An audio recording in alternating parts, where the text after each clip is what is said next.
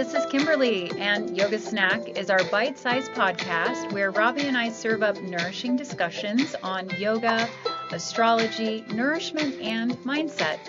We mix wisdom with personal experiences to serve up quick, insightful conversations that nourish your practice and add flavor to your daily life. Ready for a quick bite of wisdom? Let's dig in.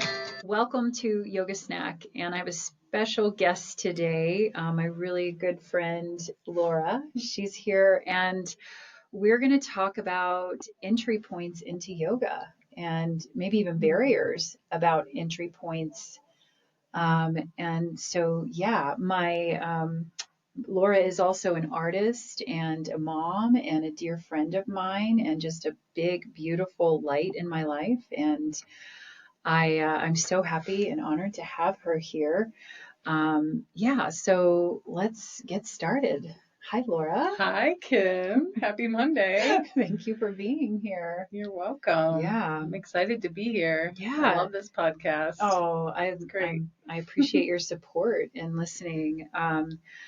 So let's talk first, like how we met, right? Yeah. Do you remember, was it Ashtanga? Did you come to an Ashtanga class or was it another class? I think it was Ashtanga. Okay. Yeah. And how far into your yoga journey were you when we kind of crossed paths? I think maybe 9 months to a year. Okay.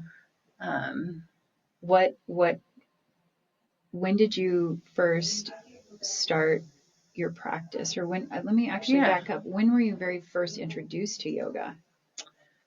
I was introduced back in 2009, I would say. I have two sisters who, fell in love with yoga.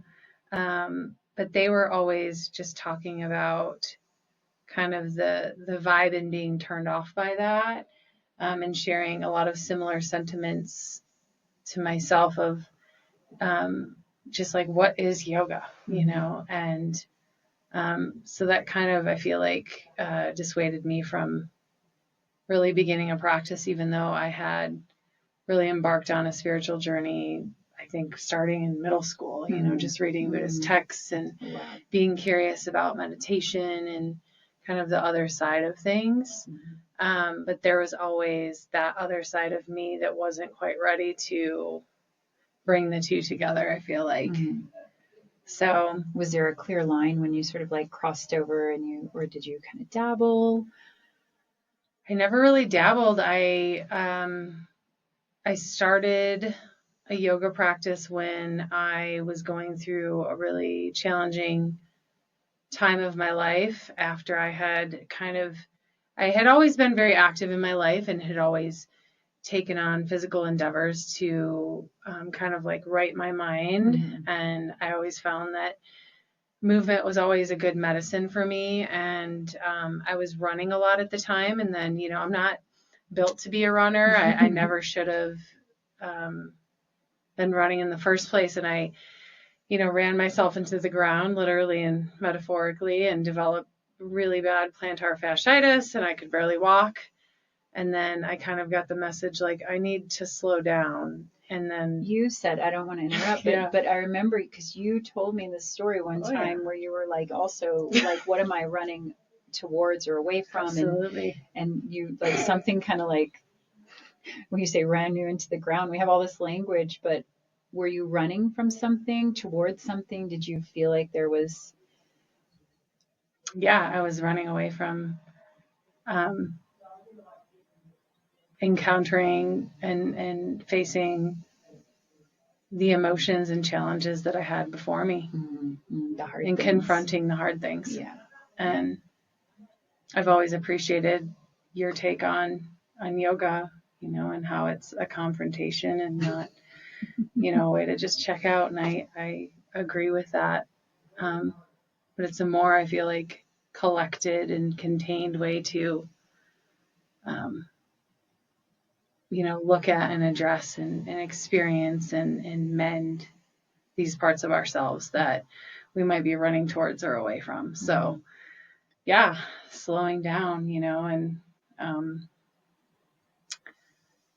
being there and and still moving, but it's a different way of movement. Yeah, you have to be still and move because it's like my Aura ring, like, you know, 'cause I have like, it's like a Fitbit, but it's Yes, a ring, I you have know, one too. and it like very rarely like tracks yoga. I think they Oh, yeah. just started to simplify or, you know, fine tune it so it does, but I'm just like, it's because I'm not going anywhere. I have to be right here in this space and do all of this stuff. And I always think that's so funny. I'm like, I'm working so hard, harder Yeah. than, you know, I probably would be if I went for a walk or went to the gym or, you know, and my ring's not even picking up the work that I'm doing. And that's not the point, you know, why I'm doing the yoga practice. But I think it's so ironic because it makes us like stay still, even though we're moving. And Absolutely. that running away from, I think is such a commonplace, and we are physical beings. We need physical practices to come to help us become embodied. And I think everybody, for most everybody, they enter the yoga practice from that physical place. I did, Absolutely. you know, I started with my body and was like, there's something more to this. And there was a deeper longing, I think, when it finally bit me. Yeah. To be able to like see it through. So Absolutely. what do you remember your first studio class? Yes, I do. I took a restorative yoga class. Okay. And I was like, why haven't I been doing this my entire life? Because it was different from what I had expected. Okay. You know. And then I was like, okay, I want to move a little bit more than just lay here, which is wonderful. But yeah, I remember all of the thoughts swirling through my head and all of the doubts that I had and all of the chatter. But I also remember the moments when I had a little bit of quiet, which is always welcome. You know, so it was a mix of both, you know. Yeah. And I just kept coming back, and it just kept being something that no matter what, I just was like, throughout my day, whatever's happening in my life, I made sure that I showed up to yoga. And I never regretted the time that I was putting towards my practice, because I feel like it has really allowed me to now face the challenges of today that I'm going through. And without having that foundation, I feel like I wouldn't be able to have a grasp of what life has handed me lately. Yeah. Yeah. So it has been a gift for sure. Yeah. Yeah. So, and I know that like your practice has changed tremendously, you know. Absolutely. Yeah. And one of the things that yoga, I think if we let it, can follow us through, even if we're not able to get on a mat, it's still all of the you know, the structure of yoga that's still sort of there. That scaffolding is underneath us if we let it, and it's the way that we start to live through the world. And I think because I'm such a physical kinesthetic person, I crave movement, and I know you do too, but I know too at times like it just hasn't been available for you. Yes. But that's what I think too, what I'm trying to do with this podcast. It's like yoga is not like people say, oh, yoga, and we automatically categorize it as this physical practice. And it's okay that we do that, and we have maybe a pop culture basic understanding of what yoga is, but it's more than that. And it's an 8-limb system, and it can follow you through all of the, you know, ups and downs of your life. And that we've limited it to, I can't go to yoga because I don't feel well, or I'm sick, or I'm hurt, or I'm, you know, and I'm like, no. That's actually when the yoga starts. Yeah. Yes, like I don't like the way that I look in spandex pants, so I'm not going to go to yoga. Right. Which is like, now I put the spandex pants on and I am a little uncomfortable, and then I don't care. Get on with ourselves. Yeah, and I think that was another kind of juicy conversation we had, was about barriers of going to yoga and what stops us and limits us, or why we haven't gone back to yoga in the past, or things that have happened, whether it's misunderstandings or misguidance or, X, Y, or Z. And I think that's a really juicy kind of topic of like, what prevents you or has prevented you from coming back to class? Yeah. Well, I think it's the, like at first you kind of have to practice, and then you set into a habit, and then it's like, no matter what, like I said, yoga was always like my house could be on fire and I still, made it to yoga. Right.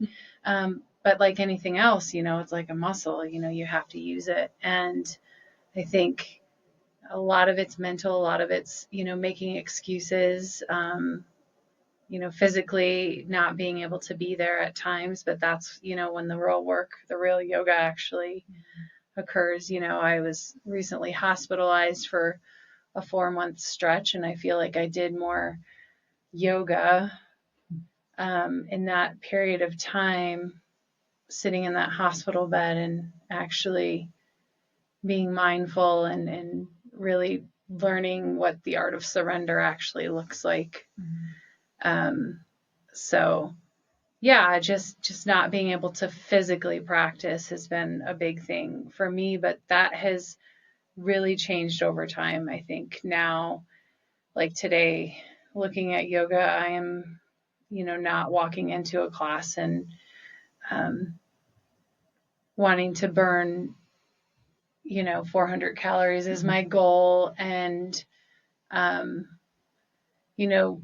sweating's wonderful, but I want to leave feeling like I'm sustained and resourced, I feel like. Ooh,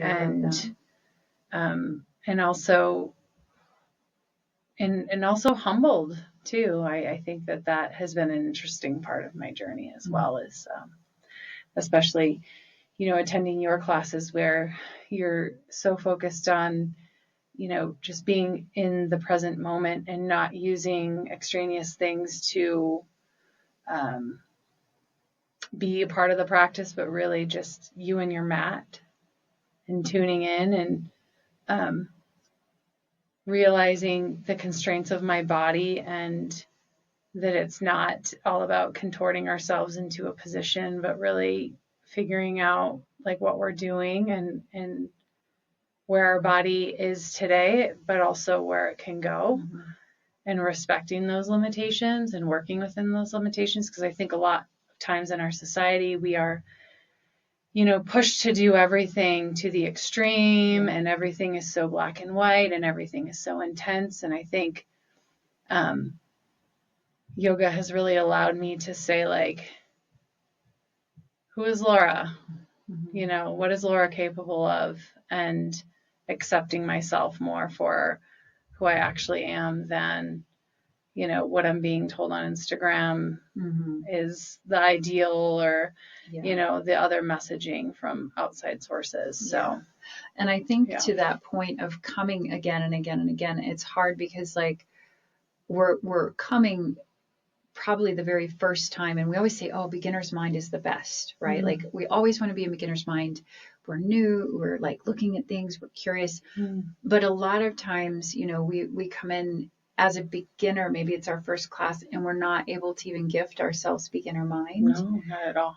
And we have these expectations of ourselves around what we should be doing, and we it's the comparative mind. We also see somebody next to us who's doing the thing, and we're like, oh, they're doing yoga, and we don't even think we're doing yoga yet. We're like, oh, one day I'll do yoga, or I'm not doing yoga, even though you're taking this class. And it's such an interesting evolution that I watch over the years, and I watch students, and if people just keep coming back and keep staying curious and keep practicing. Advanced yogis are not the ones doing handstand in the middle of the room. A lot of times they're the ones in child's pose. They're the ones that have learned to navigate their circumstances really skillfully. And that skillfulness is about conserving energy sometimes. Other times it's using energy to make energy. Yes. And we just don't always have that skillfulness yet when we walk into a yoga class. And so I think even saying like beginner's mind, it's a little tricky because I think advanced yogis do have beginner's mind more so. And I think entering something with that innocence is so important. But a lot of times we're trying something brand new, and we have all of those demons that have followed us in our lives around whether or not we're good enough, or whether or not we look a certain way, or if people are going to be friendly to us, or, you know, we see the person next to us do something and we're like, I can't do that. And as an instructor or as a teacher, my goal, and I think I hope that I do a good enough job for my students where I can kind of pick up and allow everybody to be in the room and to feel like their experience is still valuable in the way that they're moving. So like whether it's modifications or, you know, giving people something else to do, or allowing them to really mediate their practice by saying you can skip the vinyasa, you can skip the chaturanga. It's okay to be in child's pose. Especially with beginners, because it's really scary to start something new. And like you mentioned, like yoga is a confrontation with ourselves. Like we show up and our mat is the microcosm of the macrocosm of our life. And it's like we check out, or we project, like we're like, oh, this yoga teacher is such a jerk, or how much longer, or all these people around me are looking at me, or, you know. And I think it's important that we set up our environment as teachers to really be as inclusive as possible. But we're all coming into it as a student from all of the places we've already been. We're bringing that with us. And sometimes, you know, that consistency of just coming back and trying it again and coming back and coming back, eventually we start to hopefully awaken to our possibility and understand like the real work isn't the pose. The real work is actually what's behind the pose and what we're getting access through the pose. Because when you are in like Warrior 2 and your thigh is burning, and maybe your reaction is to get mad, right? Like maybe that knee-jerk reaction is to be mad because the yoga teacher is making you hold this pose. First of all, nobody's making you hold the pose. But that knee-jerk reaction, that's what we're looking for, right? It's not the fact that your thigh is burning. It's like, can you learn to stay in the fire long enough to find the blessing? And if you can't, what message are you going to tell yourself? What, you know, the tiger in your brain. Are you going to learn to tame the tiger? Are you going to befriend the tiger? Or are you going to, what's the story there? You know, because it's that, you know, learning the limitations too. And it's knowing that you don't have to produce anything to be valuable in your yoga practice. Like you don't have to produce crow pose. Now, it's fun when we get hits of ourselves that are more powerful. I actually want to, I want to talk about crow pose with you, because I know you had a really interesting journey. So again, it's not the pose. The poses are vehicles that we're driving around, and we're taking a tour of all of our neuroses. Oh, yeah. And we're like, oh, look at that, the coffee shop of self-doubt. Did you want to stop off and go get a drink? What will you have today? The spicy chai, the unsweetened chai. Oh, look at that cute boutique over there. It's a boutique of comparative mind that everybody's better than me. I think I'll go try it on and zip it up and try it on.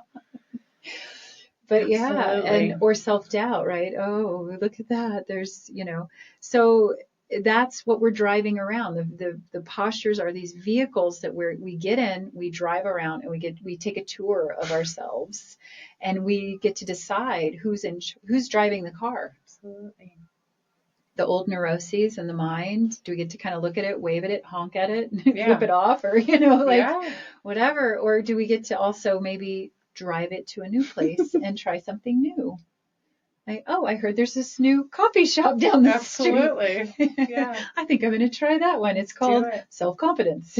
Yeah. It's called I'm Worthy. Yes. Or, and I think that's, it kind of sounds silly, but it really is the truth. Like that's what the poses are offering us. Yeah, we're taking care of our body through them, hopefully, the way that we're doing it. But yeah, that's what it is. And something that's a challenge like crow pose, so Bakasana, can really be revelatory of what it is that's blocking us from moving forward. And will you say a little bit? So crow pose is an arm balance for those of you. It's normally one of the first ones that we're introduced to in yoga, and we're balancing with our knees near our armpits, and we're on two hands. We're trying to pick our feet up, and it's daunting, I think, to figure it out. So you've had a little bit of a journey. I just remember like going into classes, and they were like mixed level classes, and I remember like looking around, the teacher would cue crow pose, and I would look around and I'd be like, oh my gosh, how in the world are they doing this? I'll never be able to do that. I have no upper body strength. What are they doing? All of the things. And one day, after I had been consistently practicing for a while, I felt strong enough in my head. And I just played around in my room, and I was recording myself, and I kept dumping forward and falling, like literally smashing my face on my carpet to the point where I had like a rug burn. Because it's like my Virgo nature. I gotta like be a perfectionist. I gotta keep doing it right. Yeah. And then I was like, oh, maybe I'll put some pillows down. And I kept like crashing into the pillows. And then I finally was like, no, rewind.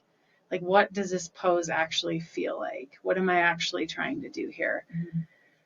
And I did it. And of course, I'm all like, 2 seconds away from crashing into the ground. But I just kept doing it over and over and over again. And then I was like, wow, I can't believe I'm doing this. And it was a big thing for me, because going from telling myself I'd never be able to do that, and then just one day saying, I'm just going to try it, and falling flat on my face, but being like, I know that I can do this because this is mental at this point. Mm-hmm. Like I had been conditioned enough in the gym and through yoga that I was strong enough to do it. So it's like,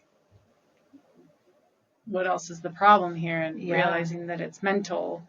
And our belief systems are deeply embedded. Oh my gosh. Deeply it's embedded. Wild.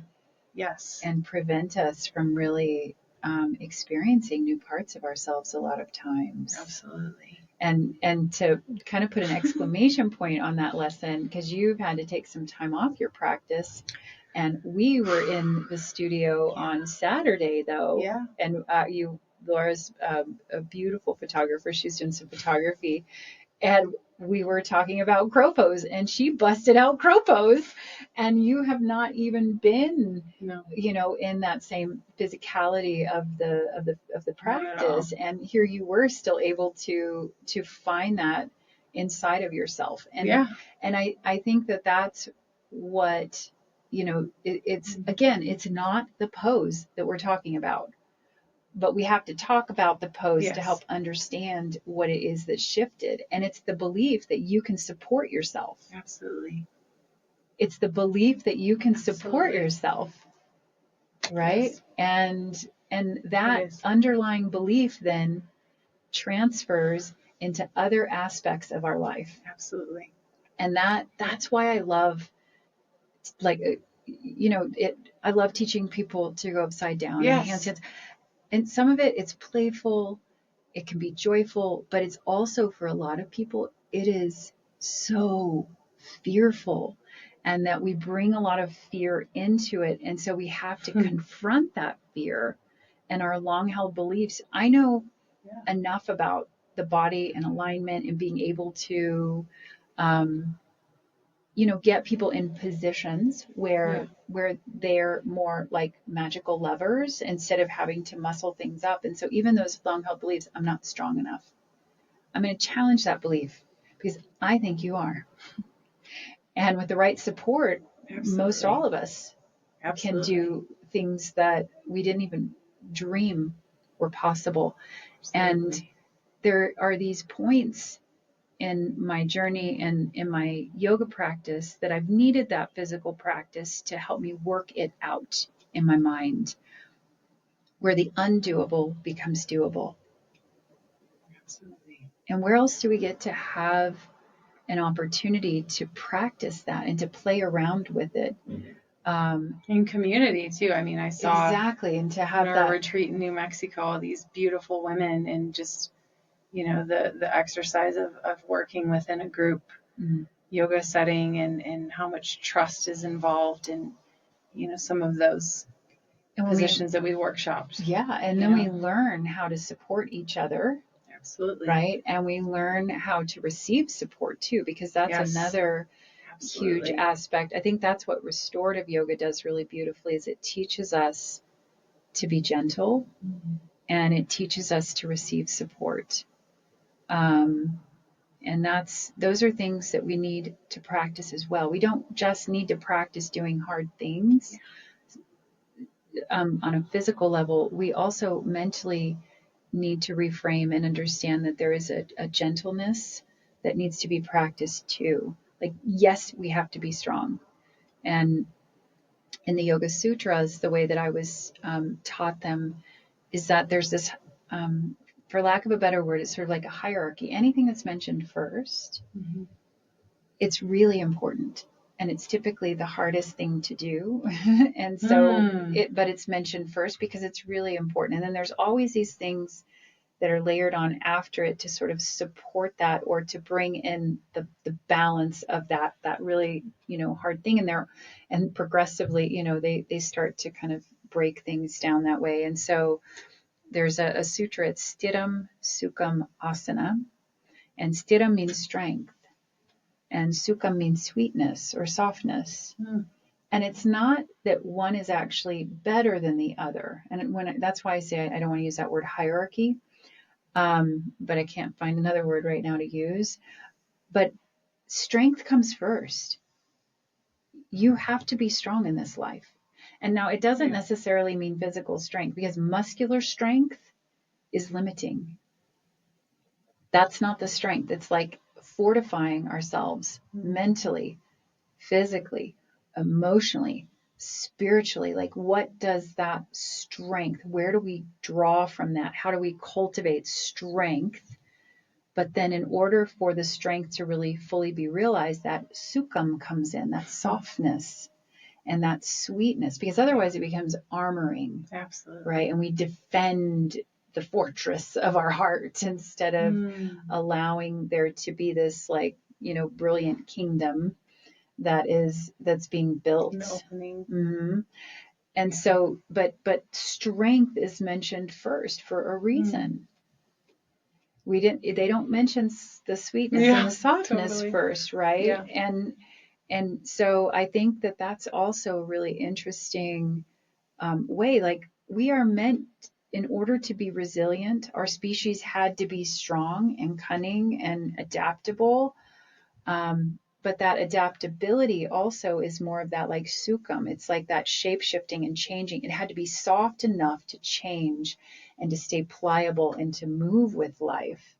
And so, but there also has to be that initial strength and fortitude. And that's going to look different for everybody. Like, I teach chair yoga, right? There are people that are paralyzed that can still practice yoga, and that strength. That's why we get when people get hung up on the poses and the expression of the poses, it derails what yoga is actually offering. Yes. Yeah. And strength for somebody in chair yoga is to work towards standing up and down without using their hands from the chair. Right? For some of my students, that is the strength that they're working with. And that's just as challenging as you working on crow pose. Absolutely. Right? It's absolutely. Like we're going to meet where we are and challenge ourselves. So that's it's not all or nothing.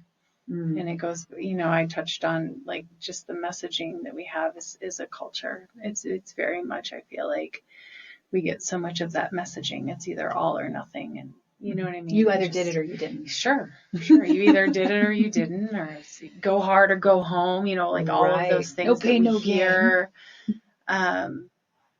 And that's just not really what it is. No. And I love that you said that. It's like you did it or you didn't. It's like success or failure. It's this binary. It's like one or the other. Yes. And yoga is about taking the paradox and creating relationship between the two things. So those two things actually have a third thing that come together. It's not yes or no. It's not black or white. It's yes and no. It's black and white. It's strength and softness. And the and is the relation part. And yoga means union. It means connection. It's connecting these two things that seem so dissimilar. And it's bringing them together into relationship with each other so something new can be made. And that's, the philosophy that I study. That's what it is in the goddess-based traditions. It's not yes or no. It's yes and no. It's like what we can say, create meaningful boundaries. It's not just about having boundaries. It's about having meaningful boundaries. Why do you have that boundary?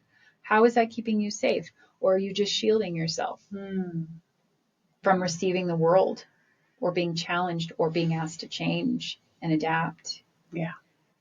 Where are we hiding? Yeah. And if we're paying close enough attention, we should continuously even be, Robbie and I think I touched on this, questioning our belief systems and what we believe to be true, because you believed that you couldn't do grow. Yes. And now you can. So it's like, what else are you, what else have you believed that may have supported you at some point in time, right? But it's ready to revisit and to look at it again. So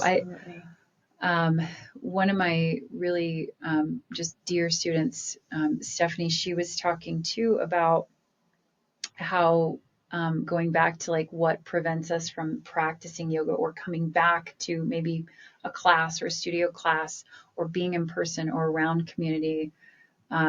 And she said, she's closer to my age in her 50s. And she's like, I'm practicing next to somebody who's 20 years old who can even like step forward on their mat. And she's like, I still have to, use props or have to carry my knee forward with my hands. And we perceive that is somehow like that 20-year-old is doing it better. Or getting it right, who has more of maybe that innate flexibility or strength because of their youth. Sure. But I think that was a great conversation for her and I to have, because I want to encourage people that you don't have to look a certain way. You don't have to move a certain way. You don't have to be able to, do certain things in order to come to yoga. Now, I don't know that every environment you come into is going to offer that opening. And I'm sorry about that. Like, I'm sad about that. But I think that we were talking earlier about barriers to entry. I think a lot of people will see that and then they're like, they run away. Right. Right. Because they're like, what is this? Oh my gosh. Yeah. And so that's a call out to yoga teachers to find ways to make your classes accessible. Right. And it's hard because we also need to keep the students that are coming engaged. Absolutely. Right. We can't always start from square one if someone's new, but we need to really educate ourselves in a way that we're able to be as inclusive as possible, or at least in the descriptions of the classes of what to expect or how you're coming in. And then that also then creates space for people to come in and feel like that there's somewhere to go for them in this practice. It's not like they should have already taken X, Y, and Z. And that's hard because there's so much yoga out now that's so fitness-based, that's so, I think, kind of maybe not addressing the deeper structure of yoga. And that if we could, as yoga teachers, really hold ourselves to that standard of looking closely at why we're teaching, what we're teaching, and who are we potentially excluding, and trying to, allow whether it's our training or the words that we use to really make space for people to come in of different backgrounds. Absolutely. I'm listening to a book right now. It's called Skill in Action, and it's about dominant culture and and dealing with racism inside of yoga. And this practice is for everyone. Absolutely. Who wants it, right? Absolutely. It's not. Let me rephrase it. Anyone can do yoga. Sorry.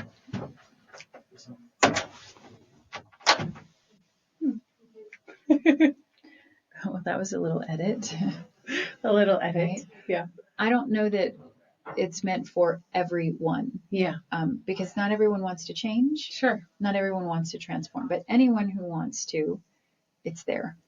Absolutely. And it should be made accessible for anyone who wants to endeavor or try it. And it's tricky. It's tricky because there's businesses to run, there's money to be made, there's, lives to be supported in some ways too. But I think the internet has given us some really great resources in being able to start at home and to feel comfortable in our own homes, in our own bodies, and start there. Absolutely. So, yeah. So I think to maybe kind of start to wrap this up, what is there anything that would have made your yoga experience a little bit more, a little easier to transcend into or to transfer into? That's a great question. I think just more of the encouragement from like studios or teachers, because I very much had that beginner's mind, but now I feel like I have the beginner's mind all over. I feel like I'm restarting, like as I kind of ease back into my yoga practice, I have the beginner's mind again, but in a different way. Mm-hmm. I'm a lot more humbled, and it's just different, but I think at the beginning, really focusing on like that, just saying like an introduction or a beginner, people get scared away because they're like, I don't want to be in an intro class or a beginner class or something like that. And just looking at as an opportunity to really touch upon what we were talking about, like what are we trying to do here, and what are these poses going to build upon so that we have access to the parts of ourselves that we're running towards or running from, or the messaging in our minds that are telling us we can or cannot do something. And so I think really just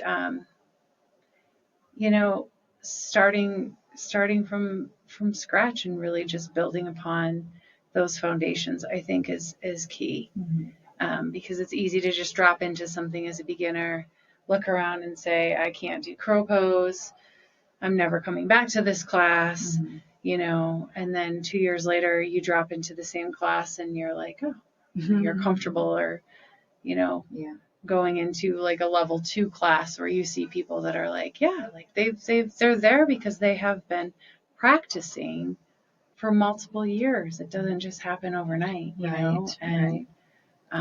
I think that's a really important thing too, is to just remember that consistency. It's consistency, and it's that practice, and it is like that, and those, that, not prioritization, I want to say, but just like making space in your life. How does this work in your life?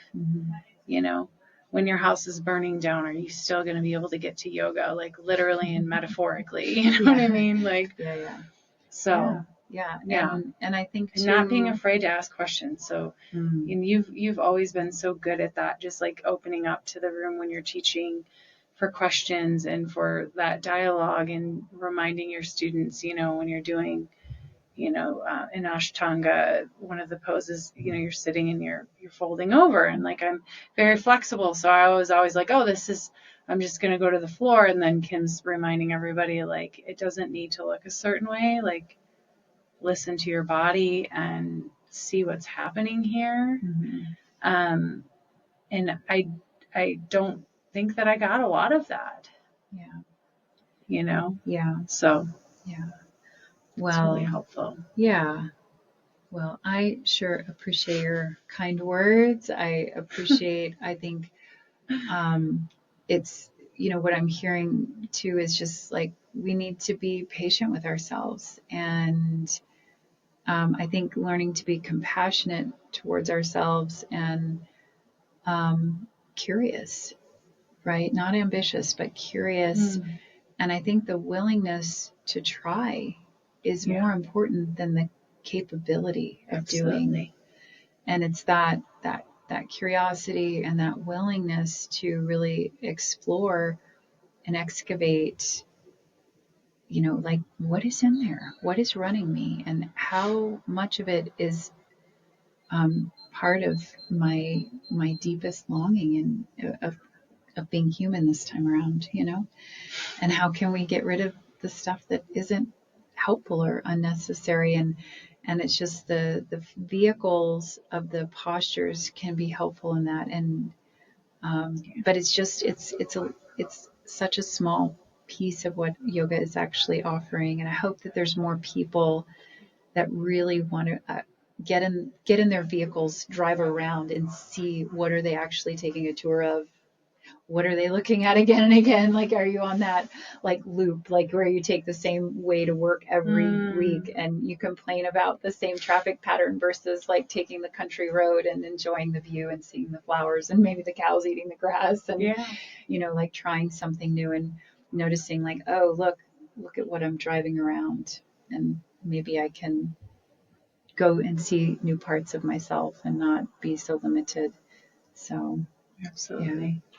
Well, thank you for your beautiful conversation, for your journey, for being an artist in this world, and just for your magic and your friendship and your vulnerability. So thank you. And I guess that's it. We'll have to do another podcast. I know. Discussing books, or have a yoga snack book club. I feel like would be a really. Do you know you're the second person that like literally Saturday I had Kim's choice. Yeah. What do you recommend, Kim? I know, right? Well, right now I'm listening to Skillful Action. That's what I'm listening Skillful to. Action. Okay. Yeah, it's a big, hot, like heavy, like in my heart, because I'm always going to be real honest. I'm a white middle-aged woman teaching an ancient practice that, though I truly believe in, and I'm trying to be a wisdom keeper and a tradition holder, and I'm trying to do it in a really reverent way, and I'm also trying to be really humble and hold it and do the best that I can. But man, we're just not getting it right all the time, and that's a hard pill to swallow. So it's oof, yeah. Cool. So join me, join me. Hopefully they're looking that one over in some college courses at CU or something. Some sociology and it's good stuff. But there's definitely been some talk about a book club, so maybe that'll be like a little side shoot. So tell me, people, what are you listening to or reading right now, yoga wise? And I think yoga's in everything, honestly. So I'll read something that's not, I'm putting quotes yoga, and I'm always just like, that's yoga. Especially poetry. We love poetry. Oh my gosh, yes we do. Oh, maybe that's what we need to do some more poetry. So I'd love to know what you're reading, even if it's not a yoga book. What are you reading? What are you listening to besides this podcast? And let's stay connected, and just thank you for your magic, Laura. Thanks, Kim. All right. Great to be here. Bye.